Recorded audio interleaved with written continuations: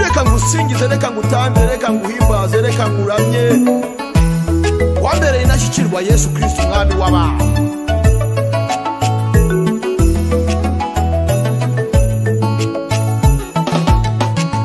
Mwami wanjye Yesu nakwitura iki, ko nabuze uwo muhanye nawe, ikiruta byose reka ngukorere, kuko nzi neza kuzangororera.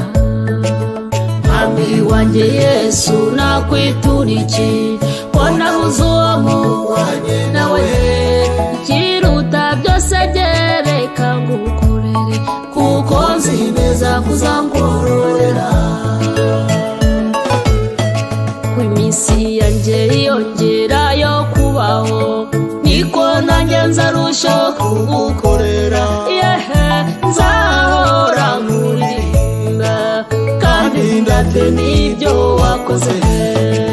Mwami wanjye Yesu nakwitura iki, ko nabuze uwo muhanye nawe, ikiruta byose reka ngukorere, kuko nzi neza kuzangororera.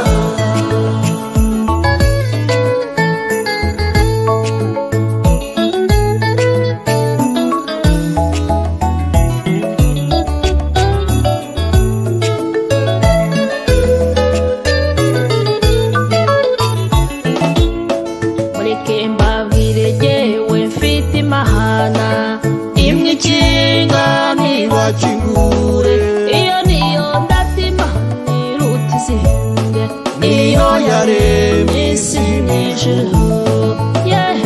Nzahora nyiririmba kandi ndate n'ibyo yakoze. Mwami wanjye Yesu nakwitura iki, ko nabuze uwo muhanye nawe, ikiruta byose reka ngukorere, kuko nzi neza kuzangororera. Naho nimuze mu bikari by'Uwiteka dushimiye Uwiteka Imana yatugiriye neza. Nimuze tuvuze inanga na nebere, tuvuze ishako n'imyirongi, tutambira Uwiteka. Mfite amatsiko mu mutima wanjye yo kuzabona umwami Yesu, arimo atemba iteka ituze, nasanze ari uwo kwiringirwa. Nshuti yanjye reka nkugire inama, ndabona isaha igeze, haraburaho iminota mikeya kugira ngo Yesu acyure umugeni. Mwami wanjye Yesu nakwitura iki, ko nabuze uwo muhanye nawe, ikiruta byose reka ngukorere, kuko nzi neza kuzangororera. Mwami wanjye Yesu nakwitura iki, ko nabuze uwo muhanye